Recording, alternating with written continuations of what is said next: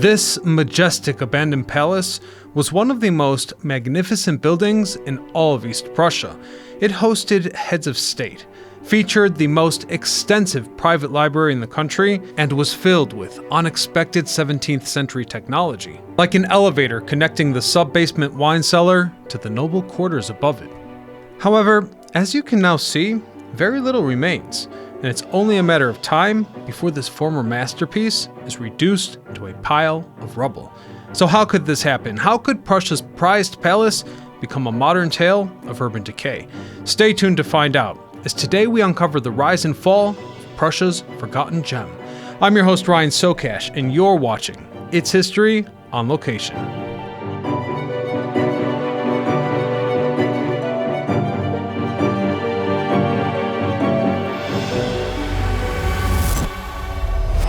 Our story starts in a forgotten corner of former Eastern Prussia, or modern-day Poland, where there's a crumbling abandoned palace, with a tragic story that started in a time when our country, the US, didn't even exist yet. And to help guide us through this confusing story, I caught up with Dr. Hubert Baumann, who, as luck would have it, wrote his PhD on this very topic. The first thing that shocked me about this place is how completely disheveled it is, yet at the same time monumental. And I can't really get how something so massive ended up here in what today is the middle of nowhere. Everything is connected with a famous family in Prussia. They were called the Dohna-Schlobitten. They built here their main residence. It started at the end of 15th century. There was a Teutonic state here. So, as the Teutonic Order's rule became secularized and Prussian authority began to take hold, an imperial court was needed to maintain control over the region. And this is where the Dohna family comes in. With a prominence going back to their medieval origins of military service, strategic marriages, land acquisitions, and political diplomacy, the changing European state of affairs meant that they were elevated in noble status, and hence a palace was symbolically needed to assert their political dominance upon the region. There was one guy who was called Abraham zu Dohna. He was very well educated in University of Aalborg, traveling through whole Europe, in France, in Italy, of course Germany, and Holland. He started Schlobitten line of this family. And he designed the second manor house here, the second palace. So, with a basic understanding of the family's noble history, Dr. Hubert presented me with some of the original copies of this palace's 17th century blueprints, documents that offer a rare glimpse into just how sophisticated the architects of the day must have been. For example, there's a little stream in the basement. For wastes, you know. For waste? Yeah, and plumbing?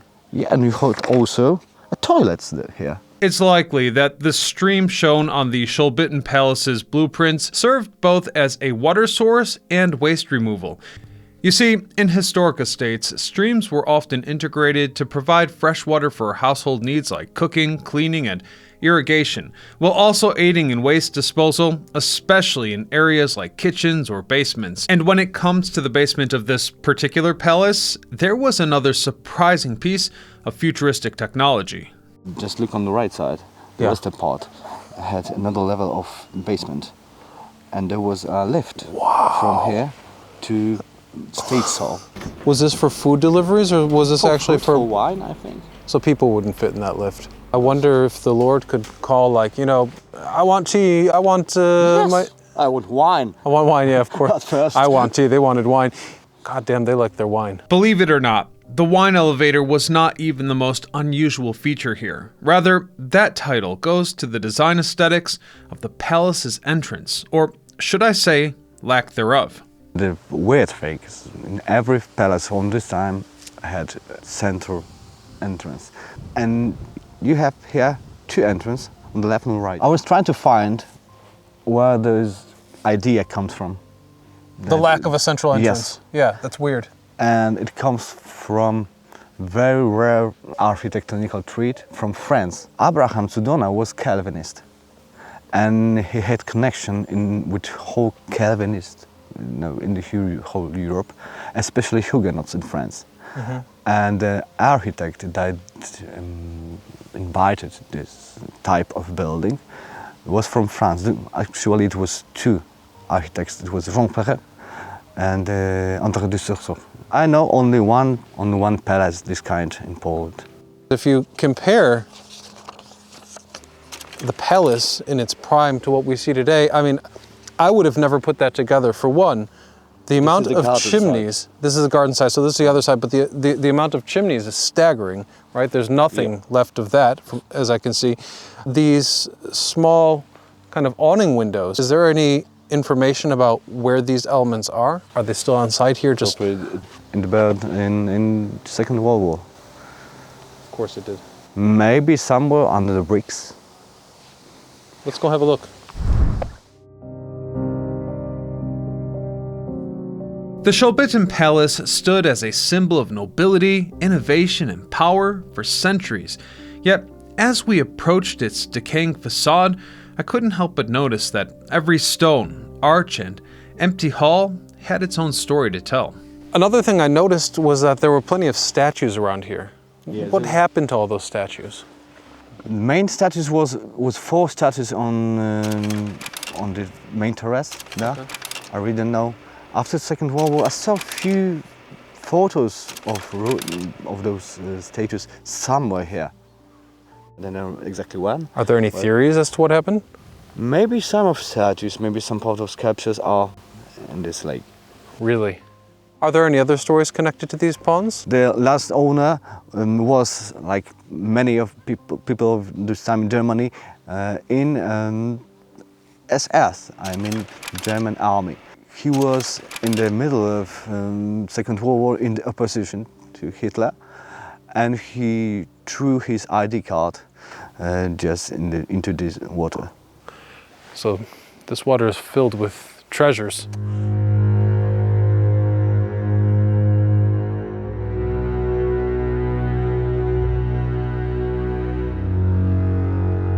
All right, so now we're right in front of the palace, and indeed there's no central entrance, yes, which is quite strange. The western part is representative. For guests, probably, went into the West Hall. Not only because on the eastern part you have royal apartments there. All right, so I propose that we enter through the royal passage. Yeah. Let's go. Hard to believe that this was the royal entrance, though. I mean, today, it's shocking. Got trees growing out of the palace. There's a lot of sculptures here. It remains for almost 300 years and it's destroyed in a few days. I look at, there's elements just hanging down here. It's probably pretty unsafe.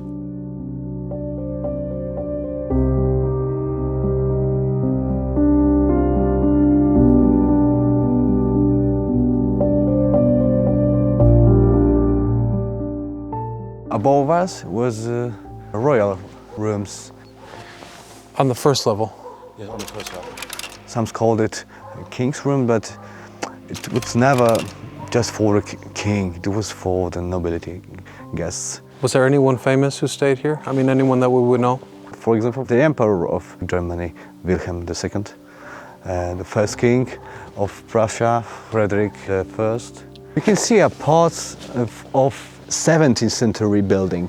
You know, look at those diagonal line. The diagonal lines, yeah, so I can see that. That was the 17th century manneristic gable. Okay, and what would have been in this enclave here? Probably sculptures. Sculptures. Here, there, it must have been amazing. The royal quarters are really amazing. I can kind of put it all together from what we saw in the plans. You've got all the chimneys, the places for statues, ventilation areas. I can even imagine that the elevator was here, wasn't it? No, on the other side. Okay, well, I'm not an expert quite yet. Let's go see the representative space. Let's go, but be careful, really. Come on. Ooh, be careful. This, Jesus, goes right down to the cellar. It's a pretty dangerous place.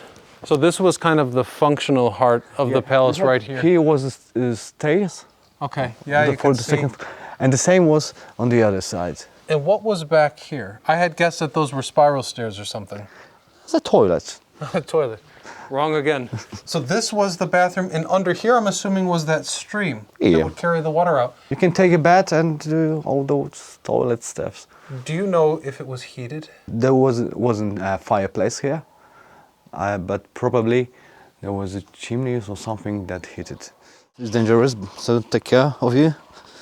These mounds of rubble that we're walking on, this is what remains of everything that fell from above. So there are some parts of the chimney still, they're just hidden inside of the wall. Fascinating. The decline of this estate occurred gradually over a decade, but by the early 20th century, a fire had destroyed much of its interior. And though repairs were carried out, they were done in vain, since a war was coming, and the family knew it. On January the 19th, 1945, the castle's residents, along with staff under the leadership of Prince Alexander, set out westward, totaling 330 people, 140 horses, and 38 wagons. Then, not long after, the castle was looted, burnt down, and devastated upon the invasion of the Red Army. Above us was the main room, state room of this palace. So you can see rest of stucco, rest of fireplaces, and between fireplaces there was a fountain. That's Fountain. yeah. Probably here in this hall was the lift from the basement. Okay. Do you know if they ever had any kind of entertainment here? Yeah, a lot. For example, one of the member of family, Abraham, who built the 17th century palace, was poet. He played the lute. He wrote ballet also. So yes, they had a lot of entertainments here. And there was a great library, a long library. This palace had, in 19th century, around 55,000 of books. It was probably the largest library in East Prussia. That was like their AI back then. Yeah. A library like that, you know?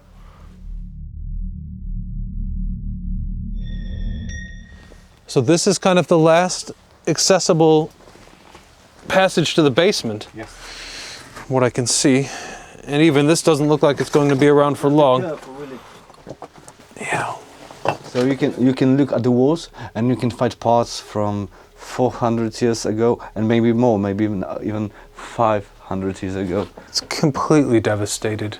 This isn't going to be around for long.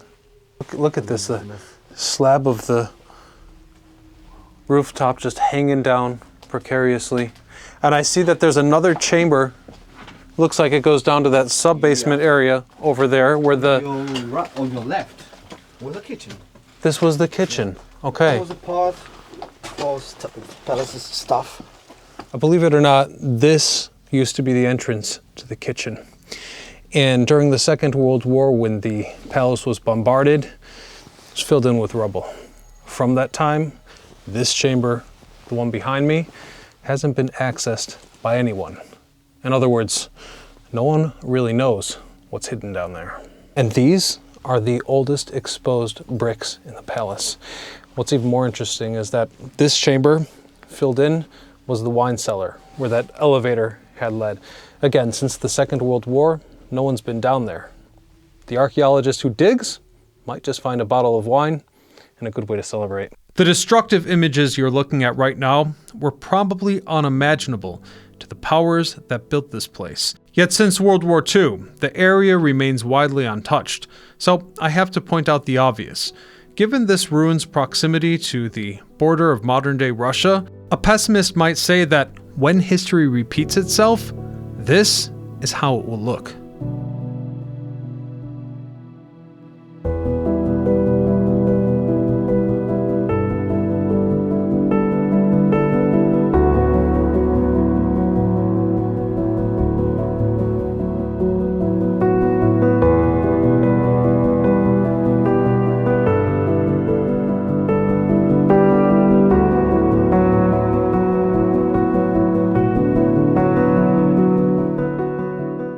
I will leave it there for today, but I thank you all so much for joining us on this special on-location adventure. Hubert, thank you so much for showing us around. Otherwise, until next time, I'm Ryan Sokash, signing off.